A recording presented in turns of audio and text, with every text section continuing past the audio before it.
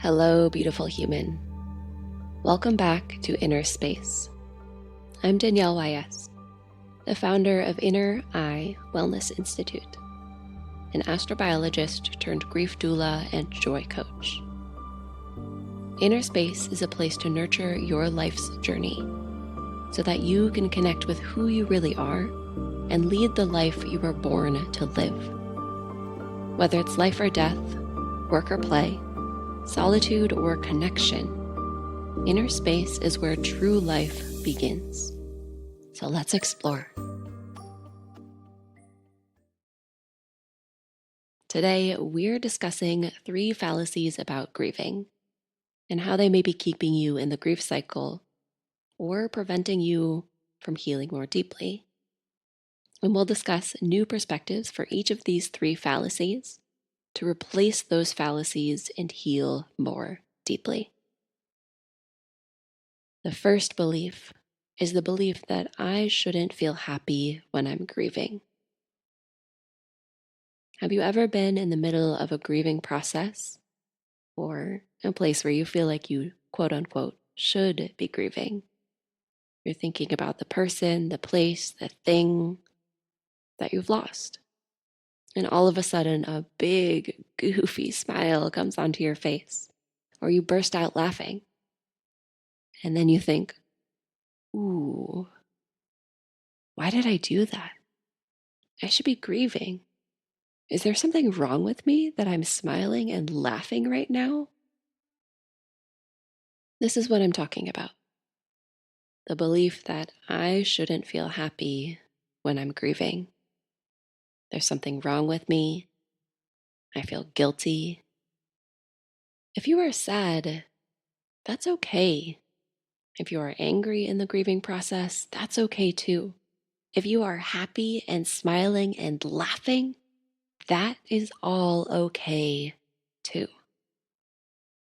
The grieving process is complex. It's weird. It can be uncomfortable. It can be scary and sad and frightening. And it can be beautiful. It can be sweet. It can be soft. It can be joyous. There's a quote by Jamie Anderson that goes, "Grief, I've learned, is really just love. It's all the love you want to give but cannot.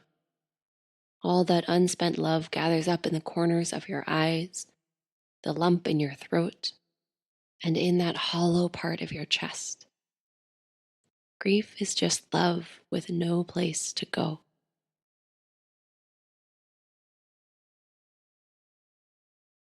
So would you want to have your love be sad all the time?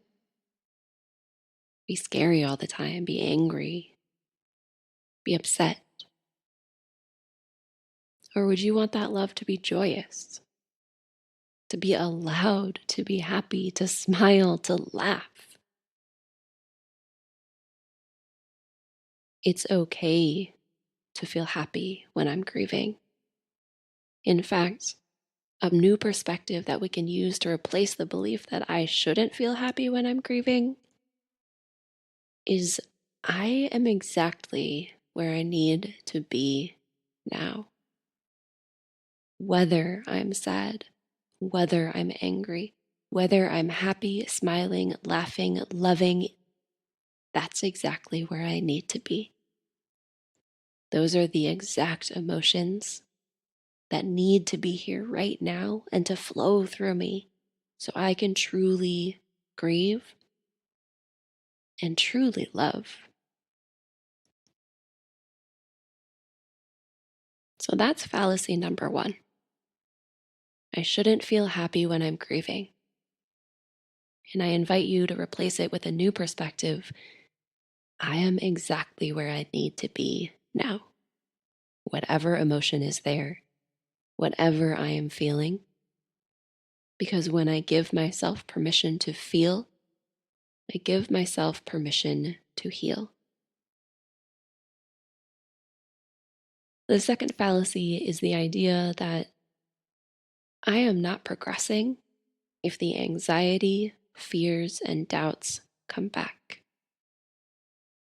One day, you may feel completely at peace, and the next, something will remind you deeply that that chapter of your life has ended, and the anxiety, fears, tears, and doubts hit you like a brick wall. This is normal. You haven't lost your way. Grief comes in waves, and we all have the choice to either drown in them, believing that we've lost our way, or ride them out, knowing that when the storm passes, it's possible that we may be on a different path towards healing. But perhaps this is the better direction for us to explore anyway. And it's the right direction for us to explore.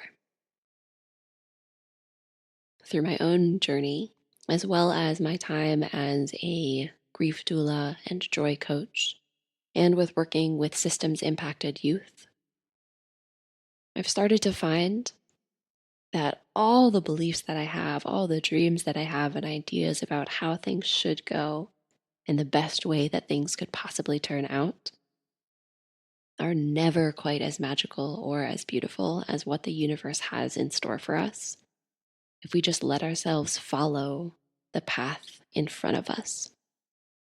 Sometimes we are so stuck on a particular path, a particular direction, and the destination we believe is at the end of that path, that we miss all the opportunities that are right in front of us. So if we are trying to make our grief journey and our healing process and our progress linear, we're missing out on all the beautiful little detours, the nooks and crannies, the insights, the affirmations along the way. So instead of feeling like I am not progressing, if the anxiety, fears, and doubts come back, I invite you to replace that perspective with this new one, that what we think of as progress is not linear. We go in circles, we go in spirals, we go up, we go down, we go left, we go right. And all of this is part of our journey. All of the things that we learn as we spiral, as we wiggle, as we wander, as we explore, are things that we are meant to learn. And they're pieces that help us grow. And if we ignore them because we're so set on our destination, we're still going to have to learn those lessons sometime else in the future. A dear friend of mine who experienced a loss recently asked me a question when I told him I was beginning this podcast. He asked, when you notice things are going well, but you have a bad day where anxieties and doubts surface, how do you go about recognizing in the moment how that's only a moment in time and isn't indicative of the progress we make on our journeys? And to that question, I repeated this perspective, this new perspective, that progress is not linear. A good day and a bad day are not indicative of where we are on our journeys. They just are. When we first start out, every other moment can feel like a realization and a good experience or an exciting experience because we've never examined our inner workings before. So we get hit by wave after wave of realization and existential crisis. And we're peeling back the layers that we've built up on top of our true selves. It's fun. It's exhilarating. It can feel like we're on top of the world. Sometimes it can be scary, but we feel so alive. So it's inevitable that when we drop back into anxieties and fears, we react with thinking we're no longer on the path. We react with thinking that something must have gone wrong. We must have forgotten our way or lost our way because we're no longer riding the high of that wave. We're down in the trough. Which brings us to the second piece of it, that relapse is an inherent part of the cycle of change, and it's a necessary part. If we only ever let ourselves peel off the same layer of the onion, we're only ever going to get one layer deep. As we spend more time on our paths, the layers have to get deeper, which means the wounds that we touch are deeper. And the scarier it can be for our egos and our reptilian survival brains to continue on the path. The ego and the survival brain will do anything that they can to survive. The ego is faced with losing everything it ever was and is as we peel away these layers. And the reptilian brain feels our sympathetic nervous systems kicking into full gear as we enter fight, flight, or freeze because we are facing the deeper fears that we have covered over, walked away from, numbed out our entire lives. The anxiety and the fear and the self-doubt become stronger because they're our survival mechanisms. The anxiety and fear and self-doubt come up so that they can move us away from our core fears, keeping us at a distance from them. They're only trying to protect us. So when they arise, know that it's because you're peeling progressively deeper layers. The question then, I'm sure, naturally comes up in your mind. If it's so scary and so hard and so intense to do this work, why do we keep peeling? The answer is because the deeper we peel, the deeper we heal. Of course, if we're peeling an onion layer by layer down to the center, the tears that we feel are going to get stronger and stronger and stronger. But as we continue to peel, those tears are what are clearing us out so that we can see more clearly. We can breathe more deeply. And we can heal. Now, an important note to make with all this peeling and all this healing is that there is a limit to how deep we can go in any given moment. And this is called the art of safe grieving, to know how deep we can go and how deep is safe in this particular moment with our tools, our vocabulary, and our guidance. The art of safe grieving is an entire topic on its own, and I'm going to go into it in the next episode. But for now, just know, follow what feels right for you. And if it feels way too scary, take a few breaths and then see if it's still too scary, too intense, to go deeper, to stay where you are, or perhaps you need to pull back a little bit. We'll talk about the art of safe grieving in the next episode. So my friend who asked this question continued on to say, the key statement is in the moment. How can we better be mindful of what we are experiencing in the moment instead of reflecting afterwards and realizing, oh, all that anxiety, all those doubts, that was just in the moment. It's not indicative of my path and where I am. He said he believes the ability to recognize and tap into mindfulness in the moment is like working a muscle. And yes, mindfulness is absolutely like working a muscle. The more you do it, the more accessible it becomes to tap into and integrate beyond the meditation cushion or whatever tool you're using for mindfulness. We call it a practice for a reason. For example, someone once asked the Dalai Lama if he ever felt anger, fear, doubt. And the Dalai Lama looked at this person and said, "Of course I do. I'm human. The difference is that I don't react to these emotions. I don't react to these impulses because that's all they are, impulses. So the more you practice mindfulness, watching our minds, watching what's going on in our bodies, the more we get to decide when, where, how far, and why we go into these impulses.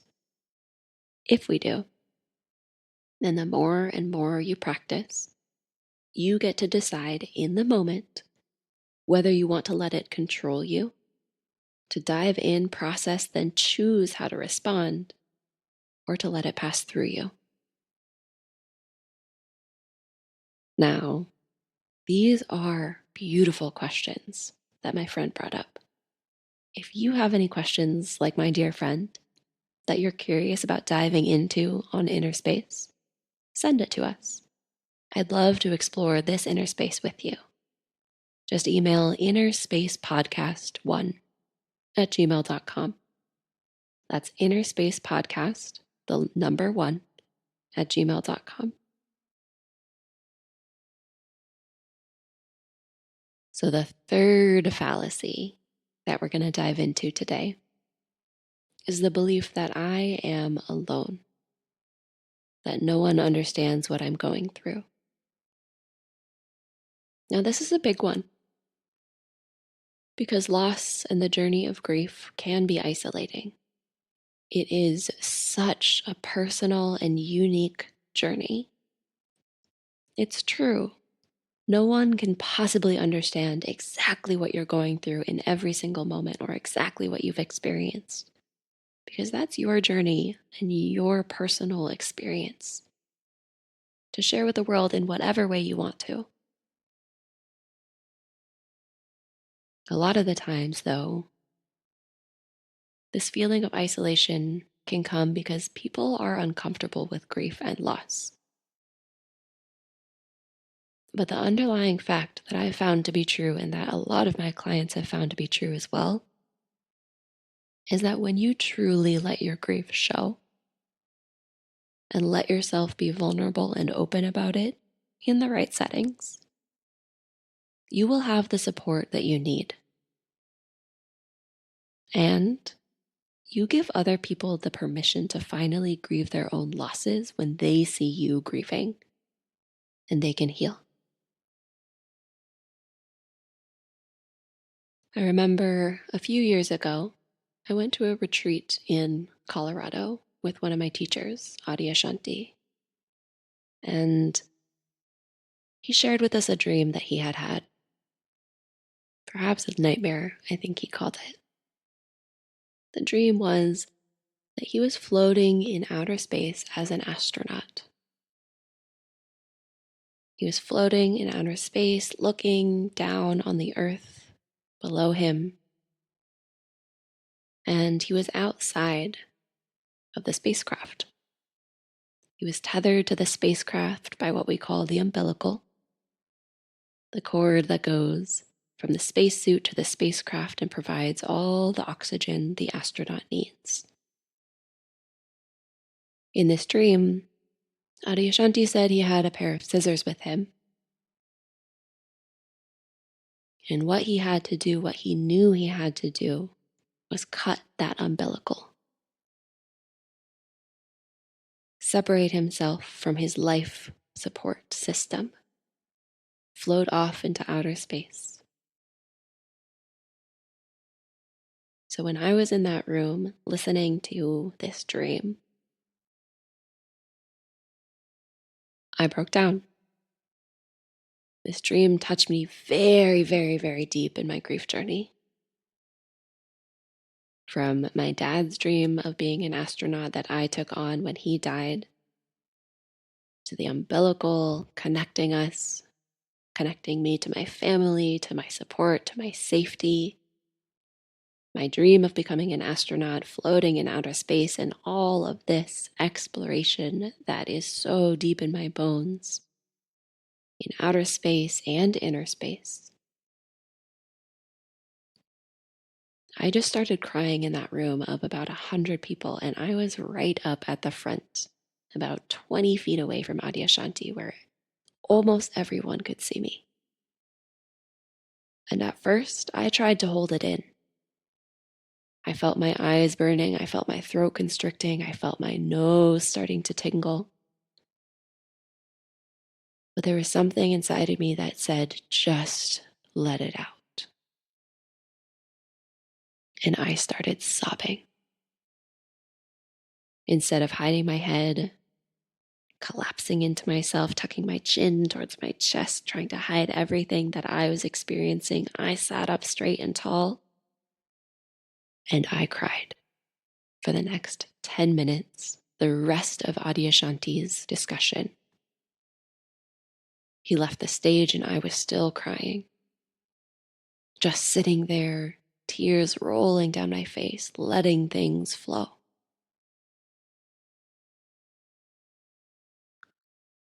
Finally, things started to settle in. I started to process a little deeper. We had a break. I went outside, nourished myself in nature. And when I came back in and sat down, someone came up to me, sat down next to me, and said, "Thank you for showing your tears. Thank you for being seen, for letting us see you." So, this fallacy that I am alone and no one understands what I'm going through and I have to do this on my own, I invite you to replace that with the belief or the idea that when I give myself permission to grieve, I receive the support, community, and connection that I need in any moment. And in that moment for me, what I needed was to be seen. What I needed was for someone to acknowledge me and to acknowledge that my grief and my experience were completely legitimate. And that's exactly what I got. Another friend of mine stated it as sharing invites empathy and strengthens friendships. Suffering alone makes it hard to accomplish these things. So, for these three fallacies, I invite you to replace them with new ideas to help you along this grief journey. Replacing "I shouldn't feel happy when I'm grieving" with "I am exactly where I need to be now." Replacing "I am not progressing if anxiety, fears, and doubts come back" with "progress is not linear." And replacing "I am alone" with "when I give myself permission to grieve, I receive the support, community, and connection that I need."